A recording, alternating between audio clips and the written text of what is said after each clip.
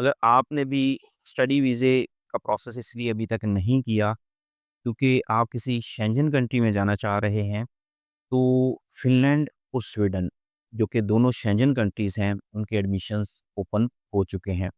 इनका इनटेक सितंबर 2026 होगा, क्योंकि इन कंट्रीज़ के अंदर जो प्रोसेस टाइम है वो काफ़ी ज़्यादा होता है, तो एडमिशन्स अभी ओपन हो चुके हैं।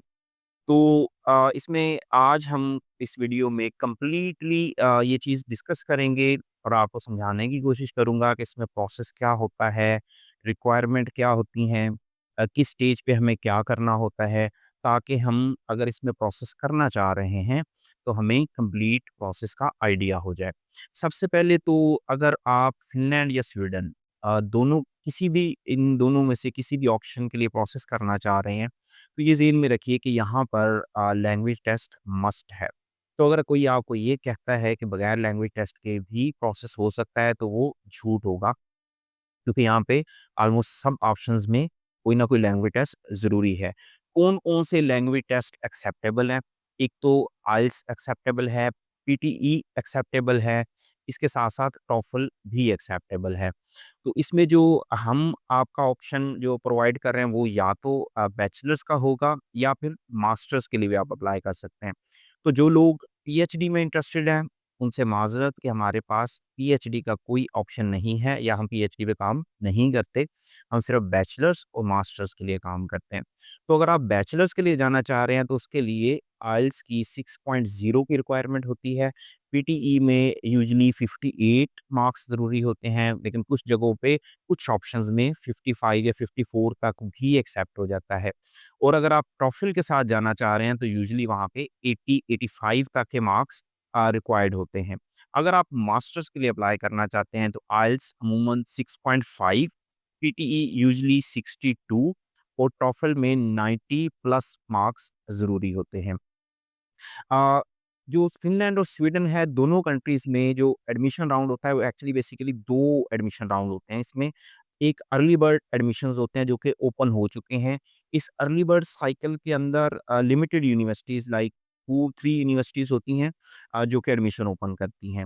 इन यूनिवर्सिटीज़ में ये एक तो टॉप रैंकिंग यूनिवर्सिटीज़ होती हैं और इनमें स्कॉलरशिप की अमाउंट ज़्यादा होती है, लेकिन डेफ़िनिटली ये कम्पेटिटिव भी ज़्यादा होती हैं। तो अगर तो आपने अपना लैंग्वेज टेस्ट कंप्लीट कर दिया है और आपके पास अपनी एजुकेशनल डॉक्यूमेंट्स वगैरह भी कंप्लीट हैं, तो आप अभी से अपना प्रोसेस स्टार्ट कर लें। और जिन लोगों ने या उनके डॉक्यूमेंट्स मिसिंग है या उन्होंने लैंग्वेज टेस्ट नहीं किया, उनके लिए वो अभी से अपना लैंग्वेज टेस्ट की प्रिपरेशन शुरू करें, क्योंकि फ़िनलैंड, स्वीडन का फर्स्ट राउंड के बाद जो सेकंड राउंड है वो जनवरी में स्टार्ट होता है। लेकिन जो जनवरी में मेन राउंड स्टार्ट होता है, उसका प्रोसेस ड्यूरेशन बहुत कम होती है, like only 2 weeks. For example 2 या 4 तारीख को जनवरी को एडमिशन्स ओपन होंगे और 16 या 18 तारीख को क्लोज़ हो जाएँगे।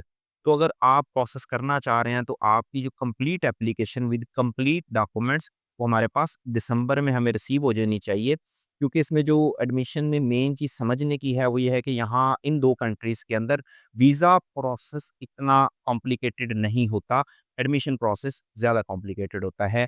यहाँ पर प्रोग्राम फाइंड करना, उनमें एलिजिबिलिटी फाइंड करना, ये इसमें काफ़ी ज़्यादा टाइम भी लग जाता है, क्योंकि यहाँ पर हमें क्रेडिट आवर वाइज़ कि आपने किसी भी एक सब्जेक्ट में इतने क्रेडिट आवर्स पढ़े हों और आप इस तरह के डिफरेंट रिक्वायरमेंट्स रहती हैं और एडमिशन कम्पेटिटिव इस लिहाज से होते हैं कि सीटें लिमिटेड होती हैं और इंटरनेशनल एप्लीकेशंस काफ़ी ज़्यादा होते हैं। तो जो लोग तो ये माइंड बना के बैठे हैं फॉर एग्ज़ाम्पल कि वो 40% के साथ या 50% के साथ अप्लाई करना चाहते हैं, उनसे माज़रत, वो अप्लाई ना करें, क्योंकि यहाँ पर आपका एडमिशन के चांसेस काफ़ी ज़्यादा कम हो जाते हैं। तो जो लोग तो 50 प्लस परसेंटेज रखते हैं, ख़ास तौर पे 55 प्लस परसेंटेज रखते हैं, उनके लिए तो ये ऑप्शन ठीक है। इनसे कम परसेंटेज वालों के लिए लाइक 50 टू 55% वालों के चांसेस काफ़ी ज़्यादा कम्पेटिटिव हो जाते हैं। इसके साथ-साथ जिन लोगों का लैंग्वेज टेस्ट का स्कोर नहीं मीट करता, जो मैंने आपको पहले रिक्वायरमेंट बताई हैं, वो अपना लैंग्वेज टेस्ट इम्प्रूव करें, बजाए कि वो इंसिस्ट करते हैं बार-बार कि इसमें हमें कोई ऑप्शन ढूँढने, तो डेफ़िनेटली वो यूनिवर्सिटी ने ऑप्शन देना है, हमने नहीं देना, तो वहाँ पे हमारे लिए फिर पॉसिबिलिटीज़ नहीं होती। आप अपना लैंग्वेज टेस्ट इम्प्रूव कर लें। फ़िनलैंड और स्वीडन की अगर हम बात करें, ये दोनों शेंजन कंट्रीज़ हैं और ये नॉर्डिक कंट्रीज़ हैं। साथ-साथ इनका वेदर सेम है, इनका एजुकेशनल सिस्टम सेम है। इनकी दोनों कंट्रीज़ की ऑलमोस्ट अपॉर्च्युनिटी सेम है, इनका ऑलमोस्ट पीआर सिस्टम सेम है। यहाँ पर आपको पीएसडब्ल्यू की भी अपॉर्च्युनिटीज़ मिलती हैं और पीआर की भी अपॉर्च्युनिटीज़ मिलती हैं। जैसे कि आपको पता है शेंजन कंट्रीज़ के अंदर जब आपका वीज़ा लग जाए किसी भी शेंजन कंट्री का, उसमें 28 कंट्रीज़ का आपको वीज़ा फ्री एंट्री भी अलाउड होती है। तो ये हैं बेसिकली उनके बेनिफिट्स। इसके अलावा अगर हम इन दोनों कंट्रीज़ को कंपेयर करें, तो फ़िनलैंड की एम्बेसी जो है बेसिकली वो पाकिस्तान में नहीं है। प्रीवियस ईयर तक इसके जो प्रोसेसेस थे वो अबू धाबी के ज़रिए हो रहे थे और लेकिन क्योंकि यूएई के वीज़ाज़ पाकिस्तानी स्टूडेंट को नहीं ग्रांट हो रहे थे, तो फिर फ़िनलैंड एम्बेसी ने अपना प्रोसेस चेंज करके कतर शिफ्ट कर दिया था। तो फ्रॉम नाउ टू ऑनवर्ड्स जो फ़िनलैंड की वीज़ा प्रोसेस है वो कतर एम्बेसी के ज़रिए होंगे और जो स्वीडन की एम्बेसी है वो 2024 तक बल्कि इवन 25 तक भी वो पाकिस्तान में मौजूद नहीं थी, लेकिन अब पाकिस्तान में उनकी एम्बेसी दोबारा आ गई है, तो स्वीडन की एम्बेसी पाकिस्तान के अंदर है। तो अगर आप प्रोसेस करना चाहते हैं, ये इसके लाइक कंपैरिज़न है कि आपके माइंड में होना चाहिए कि हमें किस एम्बेसी में प्रोसेस करना पड़ेगा। इसके अलावा एडमिशन रिक्वायरमेंट्स कुछ लोग कंसर्न होते हैं कि हमारा गैप कितना एक्सेप्ट हो जाएगा। तो देखें यूरोप के अंदर यूजुअली जो प्रोसेस किया जाता है वो 5 साल तक का गैप तो बहुत हेल्दी कंसीडर होता है। इससे ज़्यादा गैप के साथ भी यानी ऑलमोस्ट 8 इयर्स या 10 ईयर के गैप के साथ भी जो स्टूडेंट हैं उनके सक्सेसफुली वीज़ा प्रोसेस हो जाते हैं। लेकिन ये डिपेंड करता है कि उनकी लास्ट क्वालिफ़िकेशन कैसी रही है, किन इंस्टीट्यूशन से उनका ओवरऑल एक्सपोज़र कैसा है, इनकी क्या परसेंटेजेज़ रही हैं, लैंग्वेज में उनका स्कोर कितना अच्छा रहा है, प्लस मोस्ट इम्पोर्टेंटली उनका गैप किस तरीके से जस्टिफाइड है। अगर तो फॉर एग्ज़ाम्पल उनका गैप किसी छोटे-मोटे इदारे का है, लोकल किसी ट्रेडर का या लोकल किसी स्कूल का, तो वो इतना हेल्दी एक्सपीरियंस नहीं कंसीडर होता। लेकिन इसके मुकाबले में किसी अच्छी रजिस्टर्ड ऑर्गनाइज़ेशन में जहाँ पे आपका जो सैलरीज़ हैं वो प्रॉपर आपके अकाउंट में आती रही हैं, इसको हम डॉक्यूमेंटेड प्रूफ कर सकते हैं और आपका ओवरऑल एक्सपोज़र जो उस जॉब से है वो काफ़ी अच्छा है, तो आप 8 साल और इवन 10 साल के गैप के साथ भी प्रोसेस ले सकते हैं। अच्छा, इसके साथ अगर हम वो लैंग्वेज रिक्वायरमेंट की हम ऑलरेडी बात कर चुके हैं। बजट रिक्वायरमेंट की बात कर लें, तो बजट सूरत-ए-हाल ये है कि अगर आप मास्टर्स के लिए अप्लाई कर रहे हैं, तो मास्टर्स में यूजुअली दोनों कंट्रीज़ के अंदर, फ़िनलैंड एंड स्वीडन, दोनों कंट्रीज़ के अंदर जो यूजुअल फ़ीस होती है, वो तकरीबन 10,000 यूरो से लेके 12-13,000 यूरो के दरमियान रहती है। लेकिन कुछ प्रोग्राम में 13 से 15 और कुछ प्रोग्राम में रेयर प्रोग्राम्स के अंदर जो टॉप यूनिवर्सिटीज़ हैं वहाँ पे 15 से 18,000 यूरो पर ईयर तक की भी इनकी फीस जाती है। लेकिन इसके साथ-साथ मास्टर्स प्रोग्राम के लिए अगर आपकी प्रोफ़ाइल अच्छी है, आपका लैंग्वेज स्कोर अच्छा है, उसके साथ-साथ जो आपका स्टडी प्लान्स हैं, वो हमने डेवलप करने होते हैं, उनको डेफ़िनिटली हम एक प्रोफ़ेशनल लेवल के ऊपर प्रोसेस करते हैं। तो यूजुअली हमारे स्टूडेंट्स को जो हम कोशिश करते हैं कि 50% तक स्कॉलरशिप उनको अवेल हो जाए। तो आप एक्सपेक्ट कर सकते हैं अगर आपकी प्रोफ़ाइल अच्छी का मतलब है 3.3 और 3.4 से ऊपर की अगर आपकी जीपीए है, प्लस आपका आइल्स स्कोर भी अच्छा है, तो डेफ़िनेटली हम 50% तक की स्कॉलरशिप सिक्योर कर सकते हैं।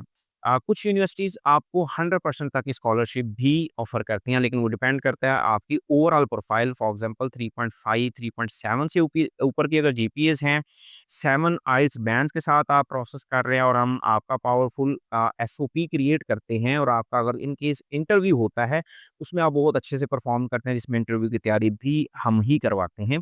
तो आपको 100% तक की स्कॉलरशिप ही ऑफ़र हो सकती है।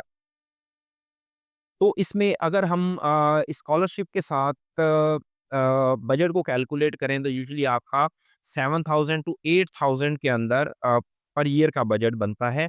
और अगर आप सिंगल स्टूडेंट जाना चाह रहे हैं तो फ़िनलैंड के केस में आप 3 मिलियन तक का बजट एक्सपेक्ट कर सकते हैं और स्वीडन के केस में तकरीबन ये 22 लाख से लेके 25 लाख तक का बजट बन सकता है।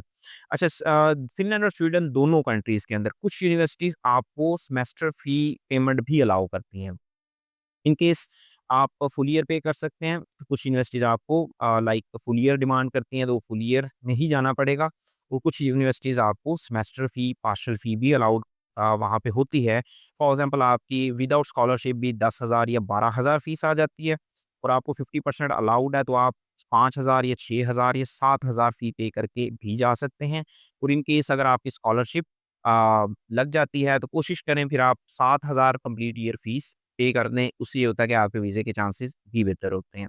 फ़िनलैंड और स्वीडन ये 2 ऐसे कंट्रीज़ हैं जो आपको स्पाउस भी अलाउ करते हैं, यानी अगर आप शादीशुदा हैं और आप अपनी वाइफ़ या अपने हस्बैंड प्लस अपने बच्चों को 3 बच्चे हैं, 4 बच्चे हैं, तो आप उनको साथ लेकर जा सकते हैं। तो ये बहुत बड़ा एडवांटेज है 2 कंट्रीज़ का। बैचलर केसेस की बात करें तो बैचलर्स में यूजुअली फीस 8,000 से 10,000 और कुछ जगहों पे 12,000 तक भी यूरो पर ईयर की फीस होती है।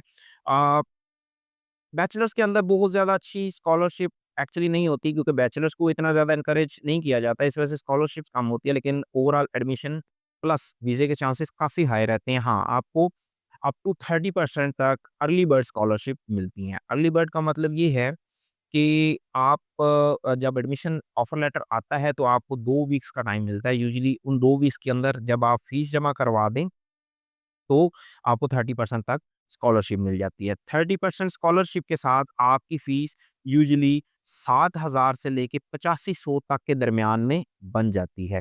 तो इस लिहाज से अगर दोनों कंट्रीज़ का बजट कैलकुलेट करें तो वो भी ऑलमोस्ट मास्टर्स के इक्विवेलेंट लाइक कोई 22 से 25 लाख और 25 से 30 लाख, क्योंकि फ़िनलैंड के केस में एम्बेसी आउटसाइड पाकिस्तान है, तो आप तकरीबन 3 से 4 लाख का आपका एडिशनल एक्सपेंस आता है। अदरवाइज़ दोनों कंट्रीज़ के एक्सपेंसेस ऑलमोस्ट सिमिलर है। इन केस अगर आप स्पाउस के साथ जाना चाह रहे हैं, उसमें डेफ़िनेटली दूसरे पर्सन का वीज़ा प्रोसेस और उसकी एक्स्ट्रा स्टेटमेंट इस तरह की चीज़ें ऐड करके एक्सपेंसेस बढ़ सकते हैं। तो अगर आपका सिंगल पर्सन के साथ 25 लाख का एक्सपेंस आता है, तो 2 पर्सन्स के साथ आप उसको तकरीबन 35 से 40 लाख का एक्सपेंस कंसीडर करें। अगर आप अपने किड्स को साथ लेके जाना चाह रहे हैं, तो सिंगल किड है तो आप उसको तकरीबन 45 और 50 की रेंज में रखें, 2 किड्स हैं तो तकरीबन 55 से 60 की रेंज होगी। इस तरीके से आपके एक्सपेंसेस बढ़ते जाते हैं। अगर आप एक सिंगल स्टूडेंट हैं तो बैंक स्टेटमेंट कितनी होनी चाहिए? बैंक स्टेटमेंट यूजुअली अगर आप एक सिंगल स्टूडेंट और फुल ईयर फी पे करके जा रहे हैं, तो 35 लाख तक की स्टेटमेंट 35 से 40 लाख तक की स्टेटमेंट रिक्वायर्ड होगी। इन केस आप स्पाउस के साथ जाना चाह रहे हैं तो 50 से 55, फिर अगर किड्स भी हैं तो फिर ऑलमोस्ट 65 से 70 और इस तरीके से अमाउंट बढ़ती रहती है। यूजुअली 3 महीने की हमें बैंक स्टेटमेंट रिक्वायर्ड होती है। अगर हम इसमें डेडलाइन्स की बात करें, जैसे मैंने आपको पहले बताया, कुछ अर्ली बर्ड एडमिशन राउंड है, इसके बाद हमारा मेन राउंड होता है। मेन राउंड हमारा जनवरी में क्लोज़ हो जाएगा और जनवरी की अमूमन अभी जो स्वीडन के केस में है वो 16 तारीख है और शायद फ़िनलैंड के केस में 20 आई थिंक 18 तारीख है। 2026 में एडमिशन क्लोज़ हो जाएँगे। अगर हम इसमें प्रोसेस टाइम की बात करें तो अभी अर्ली बर्ड एप्लीकेशन है, इसके बाद मेन राउंड है। मेन राउंड जनवरी में क्लोज़ होने के बाद एडमिशन जो आप उसके रिज़ल्ट एक्सपेक्टेड है, वो आपको स्वीडन के केस में मार्च में और फ़िनलैंड के केस में मार्च एंड या अप्रैल के अंदर उसके रिज़ल्ट मिल जाते हैं। और अप्रैल से ही अगर आप कोशिश कर सकते हैं, आप अपना फंड्स रखते हैं तो मार्च से ही अपनी स्टेटमेंट कंटिन्यू कर लें। अदरवाइज़ मैक्सिमम आप अप्रैल से अपनी स्टेटमेंट कंटिन्यू कर सकते हैं। जैसे ही आपका रिज़ल्ट आता है, कोशिश करेंगे 2 हफ़्ते से लेके 4 हफ़्ते के दरमियान अपनी फ़ीस सबमिट कर दें और इन्हीं ड्यूरेशन में आपकी बैंक स्टेटमेंट भी शुरू हो जानी चाहिए, जो कि अगर हम अप्रैल से स्टार्ट करें तो अप्रैल, मई, जून 3 महीने की आप स्टेटमेंट कंप्लीट करते ही वीज़ा फ़ाइल कर सकते हैं। कुछ लोग 2 महीने के साथ भी यानी 2 महीने की स्टेटमेंट के साथ भी वीज़ा फ़ाइल करते हैं और उनके वीज़ा सक्सेसफुल हो भी जाता है, लेकिन वो केस टू केस डिपेंड करता है कि आपकी ओवरऑल प्रोफ़ाइल कैसी है। हम आइडियली मशवरा देते हैं कि 3 महीने की स्टेटमेंट के साथ आप अपना वीज़ा फ़ाइल करें। तो 3 महीने अप्रैल, मई, जून में कंप्लीट होते हैं और जुलाई के अंदर आप अपना वीज़ा फ़ाइल करें। वीज़ा के अंदर इतनी ज़्यादा कॉम्प्लिकेशन नहीं होती, आपको अपॉइंटमेंट लाइक 2 से 3 हफ़्ते बाद की आपको अपॉइंटमेंट मिल जाती है और जब वन्स आप एम्बेसी में अपीयर हो जाते हैं, दोनों कंट्रीज़ के अंदर एम्बेसी में अपीयर होने के बाद आप ऑलमोस्ट 3 वीक्स के अंदर, लास्ट टाइम जो हमारे वीज़ाज़ हुए हैं वो 18 दिन के अंदर प्रोसेस हुए थे, तो आप मैक्सिमम 3 वीक्स के अंदर एम्बेसी से रिज़ल्ट एक्सपेक्ट कर सकते हैं। तो इस साल 2025 के हमारे स्टूडेंट थे, उनकी जो एडमिशन स्टार्ट डेट थी वो मास्टर्स के लिए 1 अगस्त थी और बैचलर्स के लिए 25 अगस्त थी और उनको मैक्सिमम लेट अराइवल जो अलाउ किया गया था वो 1 सितंबर था। तो ये है बेसिकली कंप्लीट प्रोसेस। इसके अलावा अगर आपके माइंड में किसी तरह के क्वेश्चंस हों, डेफिनिटली आप हमारे कॉन्टैक्ट नंबर्स पर राब्ता कर सकते हैं। क्योंकि हर प्रोफ़ाइल डिफरेंट होती है, हर प्रोफ़ाइल की असेसमेंट हमें सेपरेटली करनी पड़ती है। तो इन केस आपके माइंड में कुछ क्वेश्चंस हैं, आपका गैप ज़्यादा है, आपका गैप जस्टिफाइड नहीं है, आपको बैंक स्टेटमेंट से रिलेटेड कोई क्वेश्चंस हैं या आपको फ़ी रिलेटेड कोई क्वेरीज़ हैं, तो आप हमारे टीम के साथ दिए गए नंबर्स पर राब्ता कर सकते हैं। जज़ाकल्लाह, शुक्रिया।